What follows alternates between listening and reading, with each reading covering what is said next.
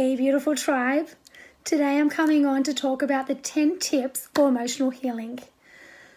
At some stage in our life, we go through sadness, anxiety, and other emotional distress.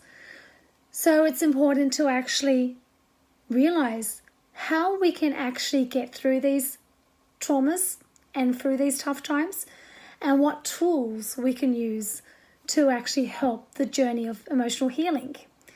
Now, apart from talk therapy and the allopathic medications that professionals put us on, those sometimes synthetic medications and drugs do more harm than good.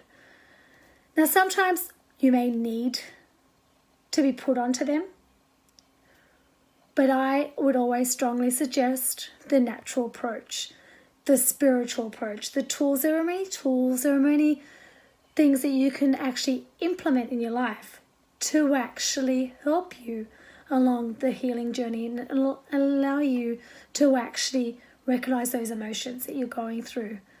So more than taking in the drugs, that's actually kind of destructing your focus and your body from within. Because yeah, let's admit, some of these drugs actually do sometimes put us in a state of, I know a lot of drugs that actually might help you, but what they're actually doing is they make your mind so slow that you're not really quick to respond. Like they are literally doing more damage to the brain cells. So just remember, our body was naturally meant to heal itself. So we are mind, body, and spirit. If we actually start to realize that mind, body, and spirit, we can heal naturally, and we have the tools within our body, and to reach within and really get to know ourselves from within and start the healing journey from our soul, from our inner core, and utilize these tools, we can actually start to repair and heal our mind, body, and spirit. Because we are three. We are mind, body, and spirit.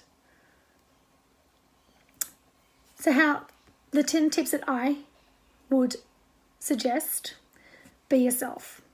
Be yourself. You must learn to love yourself and learn to really understand who you are from a core. So when you start to actually love yourself, you start to set boundaries. You start to form these boundaries so people can respect you for who you are. When we have strong self-respect for ourselves and self-love, we form strong boundaries.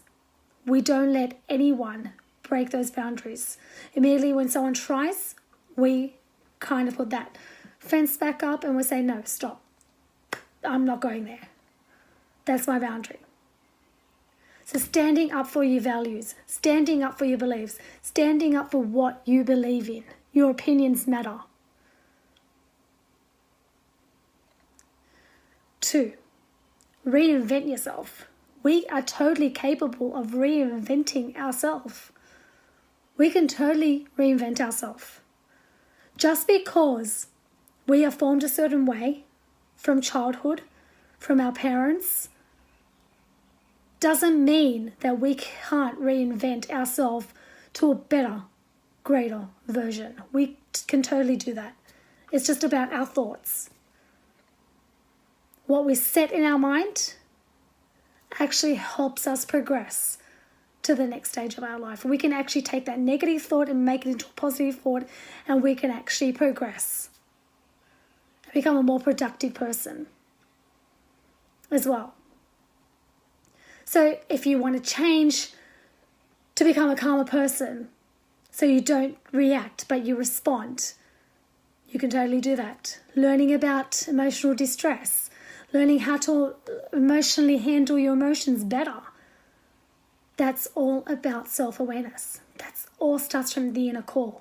It's when you're self-aware, you're willing to understand what you're going through. Learning to understand from a core level. Number 3, to learn to love and be loved. Sometimes we can have that self-abusive self-sabotage of ourselves where we think we're not worthy of love, and when others try and love us, we always push them back because we never got shown that real love. So we need to actually learn to heal that inner childhood healing. We need to really go within and start that healing journey, and need to start to self-heal and learn to love ourselves again. We are beautiful creations. We are beautiful divine creations from God. We are all capable of being loved and giving love. It's a matter of our heart chakra and learning to just open up and learning to accept love in and to radiate love out. It's when we have that white light all around us and we're just magnetic. It's because we have so much love and we're just pouring that love out. So just remember, we can't give love if we don't have love. It just makes sense. Like, how can you give love when you don't have love for yourself? So when you start pouring love into yourself and start really taking care of yourself, you have so much love to give to the world, and it just radiates. Your energy radiates. You become so magnetic. People are so attracted to your energy because it all starts with you. It's how much love do you give to yourself? How much self-respect are you giving to yourself? So, and how much self-sabotaging do you do? Self-sabotaging means, I can't do that, I'm not good enough. No, you can do it, and you are good enough, and you're more than capable of doing. It's eliminating those toxic thoughts, those negative thoughts. Every time they come in, you're just completely rewiring and saying, nope, I am totally worthy of this. I'm getting rid of that negative thought, because it takes 21 days to change a thought pattern, and you can totally do it. 21 days to change a thought pattern. So if you've always been a negative person, you can totally rewire and become a positive person. Just stay consistent on that path. Number 4, get a grip of your mind. So when you get a grip of that, just what's stressing you out, like if certain things are happening in your life, understand, like thinking that thoughts that do not serve you, those negative thoughts, get a grip on it. Work with that emotion. Really feel it. Then once you've felt it and realize what that emotion is triggering in you, learn to release. Breathe it, release it, and let it go. Surrender to higher source. When we learn to surrender to higher source and truly let go of all that distress and negativity that's coming in us, we learn to serve ourselves at a greater level. So realize your mind can be serving you, or can also be serving you not be serving you in a wise way, but actually destructing you. So your mind can be putting you on a great path or taking you on a path that's not truly your path, but it's a path of destruction. It's a path of fear. It's a path of distress. It's because it's how you're rewiring your thoughts. Are you taking the positive path or the negative path? And why are you taking the negative path if you're taking it? Is it because of your childhood? Or people telling you weren't good enough? Maybe you need some inner child work. Is it because of a certain relationship? But then dig deep and see why you're in that relationship to start with. Everything starts from within. If we start to learn to dig deep to the reason why we're in that situation and why we're feeling that negative thought, we can actually trigger down to a deeper level. And when we hit that deeper level on why we're feeling that negativity, we can learn to release it. As long as we acknowledge it, where it's come from. Date it back. Go back to when you felt that emotion. So once we become aware of it and we release it, then we learn to actually allow that positivity and love back into our space, and learn to realize that what we bring in is only positivity from this point on. Number 5, forget the past. The past is just a lesson. Like everything that we've been through is a blessing or a lesson. Not everyone that comes in your life is meant to stay. And the people that do stay can be soulmates or can also be lessons. And the people that aren't meant to stay, the universe or God will slowly release them for us. So instead of resisting to that change, instead of holding back and saying, because I know for one that I'm the type of person that hates sometimes change and can kind of be a bit like, I don't want to let go of this. We need to learn to let go. If God or higher source is trying to get us out of that situation and that's not serving us, because he knows our path. He knows where he wants to place us. He knows this path is not for us. And he's trying to guide us. He's trying to talk to us. And sometimes we can actually, he's sending us these messages and we're just ignoring him. And we're just going with our day and thinking, And he's like, my child, I'm trying to talk to you. This is not for you. Get out.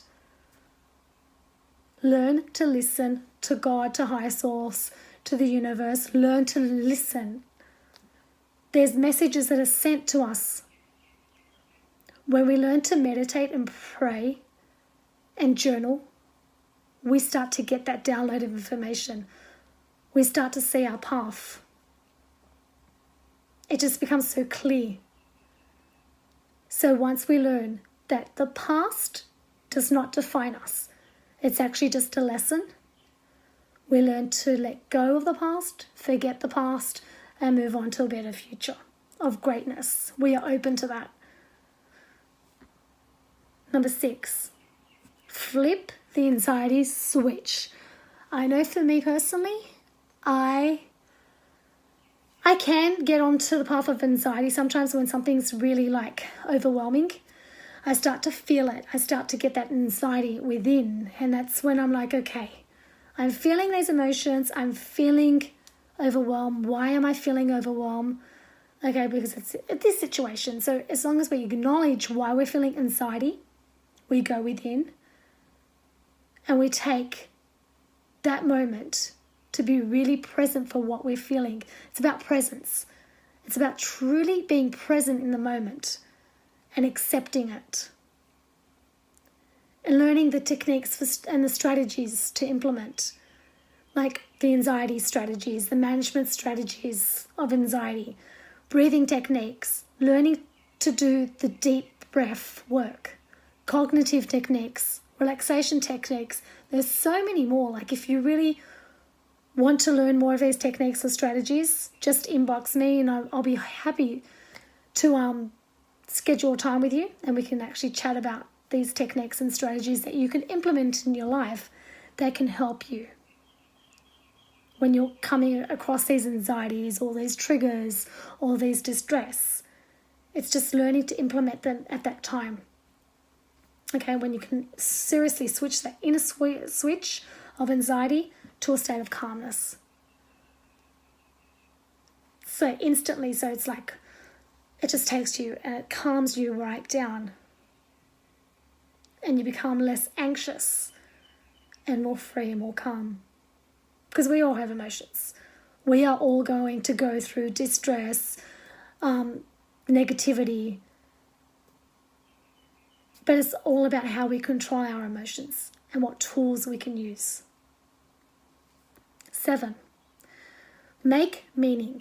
So meaning is more of making meaning of the subject of what happened. So understanding it. When we learn to understand the situation that happened, we learn to let go of it more efficiently. So making meaning as in when it produces a certain emotional distress, understanding why we had to go through that. When we learn to understand why we went through that situation, we learn to release it more efficiently and more quickly. Number 8. Number 8 is your mood.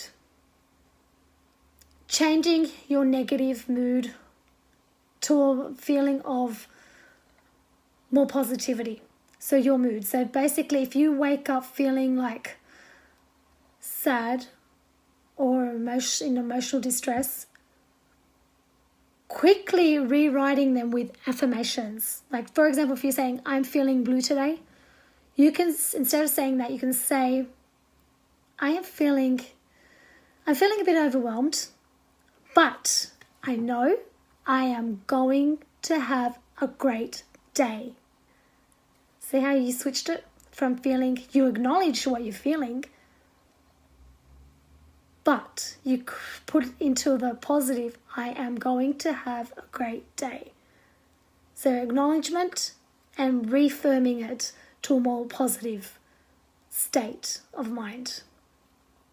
That's when we can actually switch our mood into a more happier mood. Okay? So that's something to think about. 9, when an upgrade of your personality. Now, upgrade of personality means if you don't like a certain aspect of your personality, that's self-sabotaging or impulsive or angry, you can learn to actually upgrade your personality and fix what you don't like. So, for example, if you are the type of person that always used to get angry, you can learn to start fixing that anger. But as long as you acknowledge what makes you angry, those triggers, when we start to acknowledge those triggers that get us angry, we can learn to actually focus on strategies to help us when we come to those triggers, to help us to be aware and to help us to be a more calm state of mind so that we don't hit that point of anger, but we stay calm and focused instead. We are totally capable of upgrading our personality as long as we acknowledge our default and correct it. It's all about acknowledge that default and upgrade it.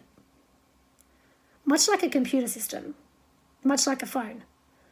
When a phone or a computer system needs a computer update, well, sometimes our personality needs an update, an upgrade.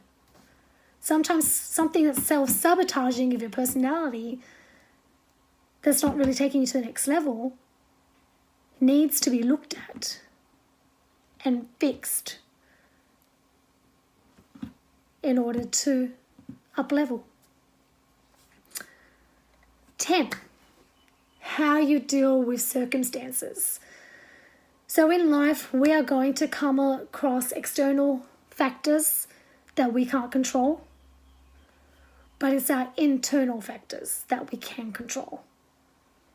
The internal factors are what we can control so that we don't get triggered. It's all about emotional healing. You take the real action into the real world, realizing that there are certain external factors that are going to come along, like economy, like certain things people say or whatsoever. We can't control that. Yeah, it might trigger us, but it's out of our control. So when we learn that those circumstances, sometimes we can't really control, we need to learn to let go. So deal with them and to let go. The internal circumstances that come along that truly are going to trigger us, we're more than capable of emotionally healing, acknowledging it, and taking real action to a more progressive, positive strategy that will help us become better individuals in life. So just remember that when we learn to understand that emotional health is your state of mind and that you are totally capable of changing that state of mind, reprogramming it, we are on the journey of becoming great individuals. What you've been through in life, what you've been through, what you're going through, is not defining you. It hasn't defined you. It's helping you evolve and expand into the next stages of life. These are your lessons. Much like modules, when we go and do a course or a degree or a diploma, we have modules. In order to pass that degree or that diploma, we need to pass those modules. Well, much in life, we have to pass those lessons to excel to the next stages of life. So take those chapters that come along into your life as modules. So once we've finished them, we close them. Chapter closed. What lessons do we learn from these chapters? Move on to the next chapter. And take that chapter as a lesson, another lesson of our growth, of when we expand our mind. So that's how I've learned to actually accept what comes into my space as more of a lesson and learn from it and grow. And remember, what doesn't serve you, release it, let it go.